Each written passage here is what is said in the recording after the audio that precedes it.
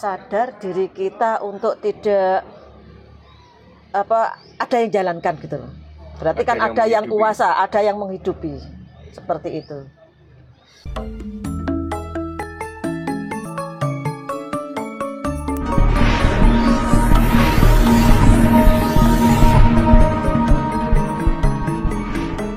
Terkait spiritual, banyak orang itu belum paham apa sih yang dimaksud dengan spiritual itu sebetulnya. Soalnya kan orang belajar religi gitu itu sudah bisa kan orang spiritual, ustadz, kiai orang spiritual, terus dukun juga orang spiritual dan sebagainya. Nah, sebenarnya spiritual sendiri itu menurut pemahaman Bu Kanti kayak apa sih, Bu? Ya, sebelumnya begini ya, kita memahami antara supranatural sama spiritual dulu. Kalau spiritual, supranatural dulu, kita biasanya berhubungan dengan ilmu-ilmu gaib, tidak kasat mata, atau kadang-kadang dibuat untuk perdukunan. Bisa cari kodam atau mendatangkan kodam. Sedangkan untuk spiritual sendiri itu tentang dirinya sendiri, perjalanan kita sendiri. Bagaimana kita memahami diri kita sendiri dengan yang kuasa. Biasanya di orang spiritual itu biasanya diawali dengan kejatuhan atau di titik nol. Orang-orang itu ada di titik nol. Titik nol itu bukan berarti kosong ya. Soalnya kalau di matematika kalau nol ke plus atau ke satu itu atau ke satu min kan gitu. Sedangkan nol itu bisa dari kejatuhan seperti kejatuhan ekonomi biasanya, putus cinta, dan pokoknya kita dijatuhkan atau dihancurkan dengan seperti kehidupan kita dihancurkan. Dalam kehancuran itu bukan berarti kita hancur, tapi biasanya kalau kita memahami diri kita dan tahu ada yang kuasa, nah itu nanti kita bangkit. Oh iya, saya hanya menjalankan.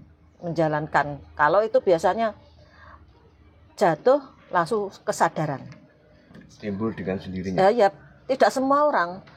Kadang-kadang jatuhnya itu ada yang ke dalam kebangkitan spiritual itu ada yang berjalan atau kita berspiritual dengan ilmu-ilmu yang mengerti tentang diri kita sendiri.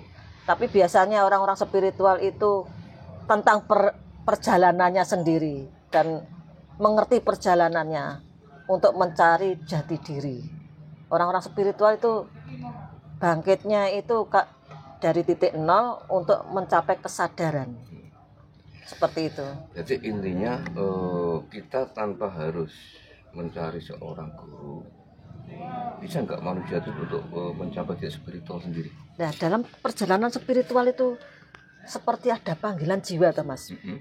Kadang kita mau kemana itu kalau kita sudah jiwa-jiwa sudah terbangkit itu nanti sudah tertata kita mau kemana. Jiwa-jiwa kita yang biasanya itu yang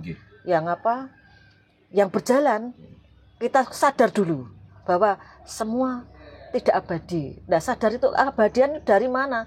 Nah, itu sadar dulu, baru tahu nanti mau kemana kita dan menyesuaikan jati diri kita. Biasanya seperti ada yang berjalan ke makam-makam, ada berjalan ke spiritual kemana untuk mencapai ketenangan jiwanya. Biasanya orang yang jatuh membutuhkan ketenangan jiwanya, bagaimana untuk bangkit. Biasanya dari titik itu kita sadar mau kemana. Jiwa kita yang menuntun, bukan orang-orang yang menuntun. Atau dari bimbingan orang lain kita menemukan diri sendiri. Yang jelas spiritual itu untuk mengenang diri kita sendiri dengan Tuhannya. Seperti itu. Terus tujuannya ketika kita mendapatkan seorang guru itu untuk apa, Bu? Untuk pembimbing. Hanya sebagai pembimbing, tapi untuk perjalanan itu kita sendiri yang dapat. Kita dapat sendiri, dan bagaimana kita upama kita di pondok kita bisa berspiritual dengan wirid-wirid. Nanti biasanya juga ada guru-guru pembimbing yang seperti itu untuk mencapai tahu Tuhannya, tahu yang menjadikan hidup, tahu yang maha hidup, tahu yang maha suci dan sebagainya. Banyak istilah-istilah itu untuk mengenal Tuhan itu. Nah, Tuhan itu mana? Apa kan gitu? Tuhan itu apa? Nah, Tuhan itu ya bagaimana kita menyadari bahwa kita itu hidup itu ada hidup kan ya, untuk menyadari ya. Sebetulnya itu hanya untuk kesadaran. Sadar diri kita itu apa ya? Sadar diri kita untuk tidak ada yang jalankan gitu loh. Berarti kan ada yang kuasa, ada yang menghidupi. Seperti itu. Tujuannya untuk ketenangan jiwa, Mas. Biasanya itu orang-orang spiritual bukan untuk dukun, tapi untuk bagaimana kita menghadapi dunia atau menghadapi semua peristiwa. Dan ketenangan batin biasanya yang dicapai itu. Ini hubungannya antara spiritual dengan supernatural apa? Enggak beda. Kalau kita spiritual kita menuju ke perdukunan atau kita mencari hal-hal gaib yang lain itu mencari dari yang luar. Sedangkan spiritual kita mencari di dalam kita. Mencari di dalam diri kita sendiri. Dan memahami diri kita sendiri. Orang-orang supernatural biasanya gini. Tapi orang spiritual juga akan mendapatkan supernatural yang diperoleh dari spiritual. Tahu?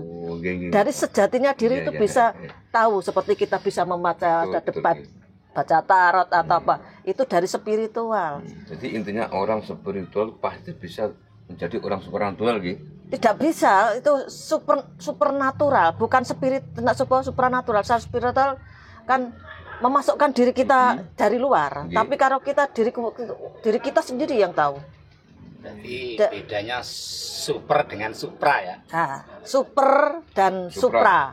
Super itu diri kita sendiri yang tahu, pahamnya kita berspiritual terus kita terbuka cakra-cakra bisa melihat itu kan diri kita bisa merasakan yang lain di sekitar kita. Itu super dengan terbukanya cakra-cakra itu. Kita tidak tahu ya cakra itu dari ilmu-ilmu itu tidak juga cakra, tapi ada fokus di mulai kita bicara, kita melihat sampai ke sini tanpa melihat tapi dengan menutup mata.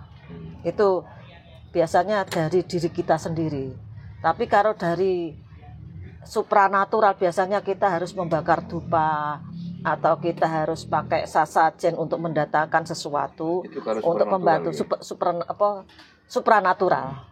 Kalau super itu dari diri kita sendiri, Mas. Super alami dari diri kita tapi sendiri. Gini, Bu, kadang kita tahu di luar sana ya, orang-orang kita sudah anggap orang spiritual. Iya. Tapi kok masih memakai dupa, sajen itu gimana, Bu? Ya, gini ya.